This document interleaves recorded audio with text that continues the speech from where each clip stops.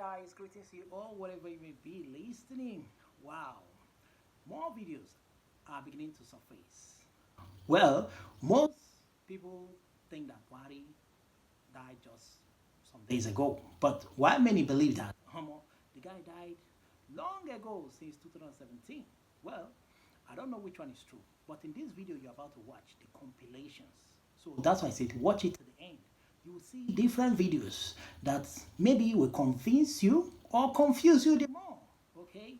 Well, the people that did the, cover up, if at all it is true, really did a good job. Well, that means if it is true, Nigerians were really fooled. In fact, the whole world. Maybe some people know about it, but millions don't know about it. So guys, I will allow you to watch it, then you tell me your own thoughts. Are people just making noise? Which one would you believe? The government or the other side of the people who believe that the one that was buried in Castina is the fake one? Why some say the one that was buried in Saudi Arabia is the real one? Vice versa. That's how people are thinking now. Well, I don't know. So guys, watch the video first and I'll tell you my last thought, okay? Absolutely shameful. Boris Johnson, what's he doing? He's doing nothing. Buhari is dead. Buhari died in London in February 2017. That's right. He died in London in 2017. So why do you still put this charade out that Buhari's coming to London? Buhari's coming for medical treatment. The man died in 2017. Yes.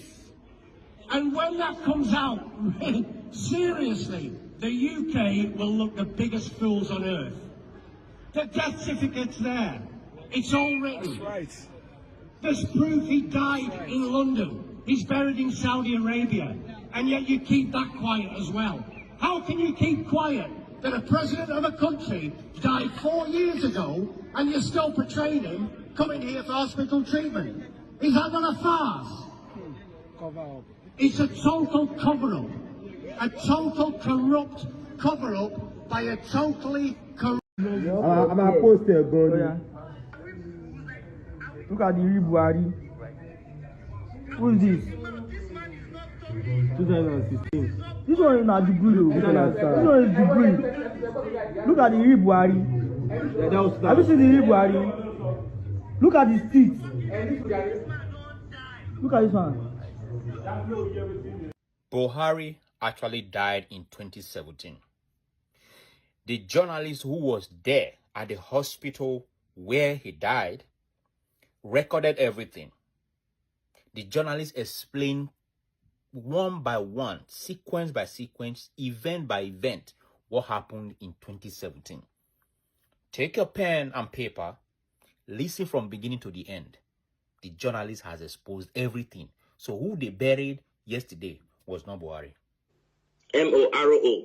Hello. So the whole scenario is that President Muhammadu Buhari, he died on the 19th of February.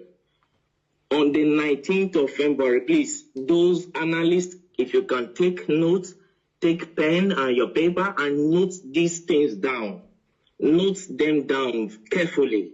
I'll be giving a specific things here, specific details right now. Okay, number one, President Muhammadu Buhari died on the 19th of February, the year 2017.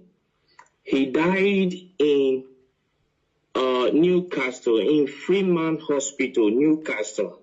He died as a result of heart problem, heart disease, which the Nigeria presidency failed to disclose.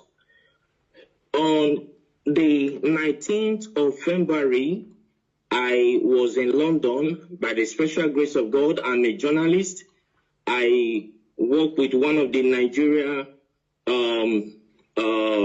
broadcasting station and one of the leading Nigeria broadcasting stations. So I covered the event in London. He died in Freeman Hospital, Newcastle. I was there. I covered the event. Then, Muslim, they don't embalm people. So on the 20th of February, he was flew in to Saudi Arabia where he was buried. I was there live and I covered the event where Aisha Buhari put on white attire. I think you are with me. Go ahead. So where Aisha Buhari put on white attire and the children. Can you pause a bit? Can you pause a bit? And let me remind Nigerians and the entire world that this event he said he covered, he have the video. He have the video. I do. Go ahead. I have all the video. So the Nigeria Aisha was putting on white as a sign of mourning to her husband, who is the late President Muhammadu Buhari. Then the children, according to the Muslim tradition, were putting on black. I have the video, I have the photograph and everything. You understand? Then on the 23rd of February, I was in Ethiopia as a journalist. I moved around. So I was in Ethiopia where the African Union, the AU, hold a summit, a mini silence for late President Muhammadu Buhari on the 23rd of February, the year 2017. Hold on, please, hold on. I know that interrupting you is I know this kind of thing is very, very difficult, but please, hold on. Now, you, after covering the event, you went to Ethiopia on the 23rd of April, on the 23rd of February Yes. 2017. And Yes. you were there at the African Union Summit or whatever. Yes. You covered it with your own camera as a journalist, and Yes. you have the video. Exactly, I do. Go ahead. So I covered the events there where the African Union hold a mini silence for late President Muhammadu Buhari. So to show their last respect to the late President Muhammadu Buhari of the Nigeria government. Then on the 28th of February, still, which I think is the last day of February, then what was it called? Queen Elizabeth gave a condolence statement to the Nigeria government in respect of late President Muhammadu Buhari, and which went viral. Yes. So all of these, the Nigeria government led by late Abakari and with the Kaaba swept under the carpet for selfish and greed reasons. Then on the 2nd of March, Eric Joyce, the ex-British lawmaker,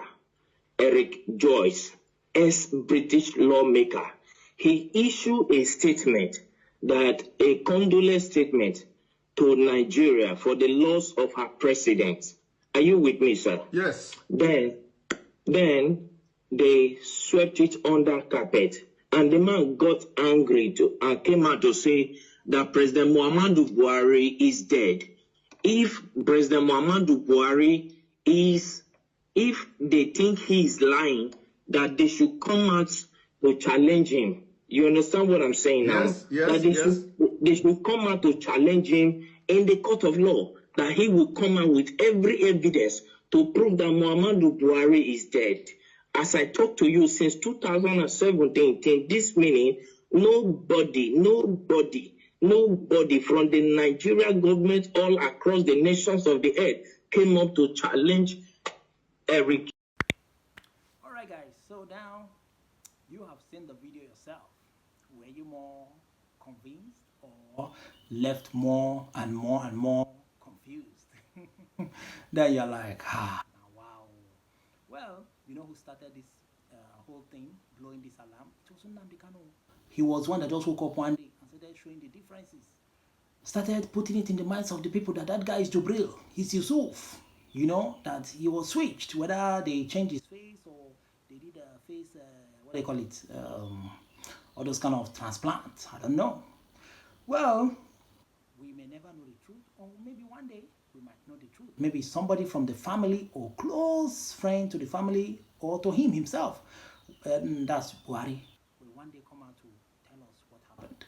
Whether the one they said that was buried in Saudi Arabia is the real one or the one in Castina. Well, that one aside, the truth remains that a lot of people celebrated when this man was, you know, pronounced dead.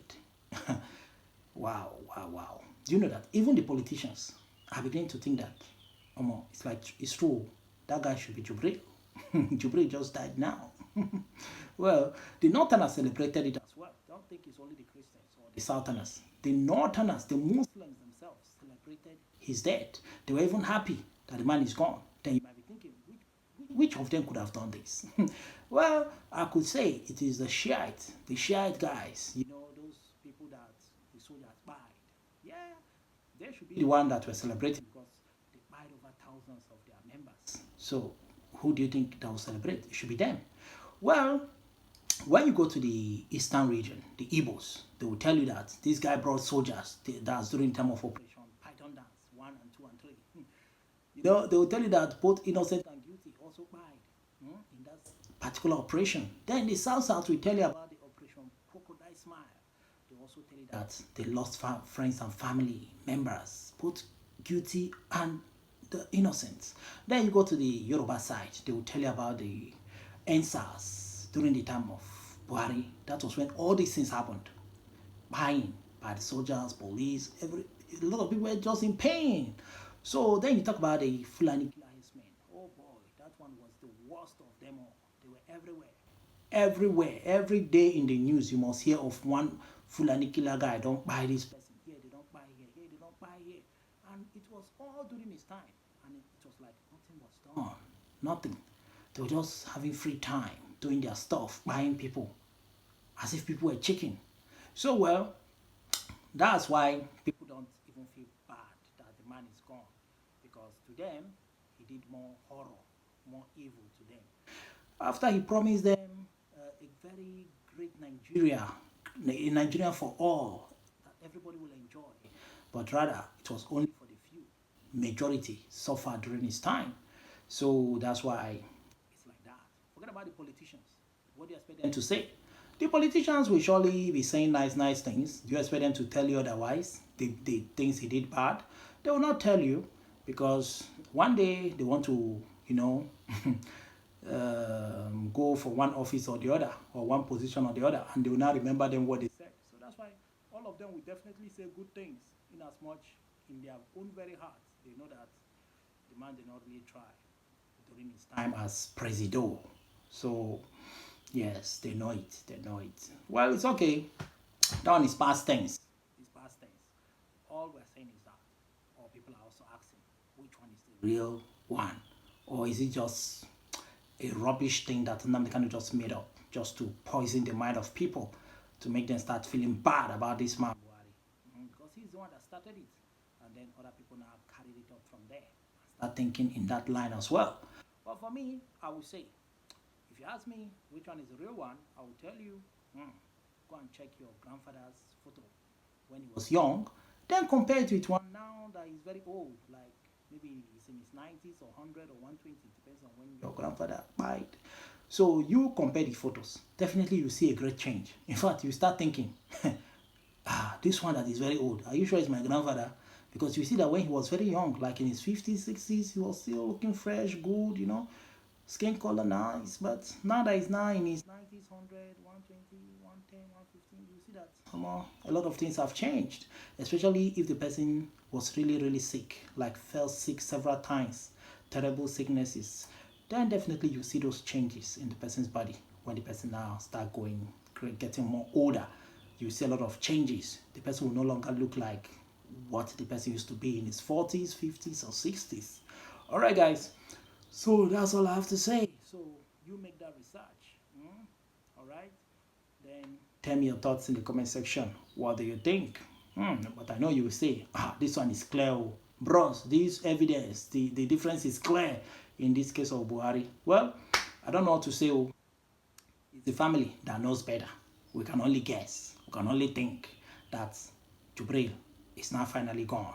And Buhari is long gone. But last, whether this way or that way, the truth remains that Buhari is gone. I'm out of here. So you tell me your thoughts. Like, share, and subscribe. Bye.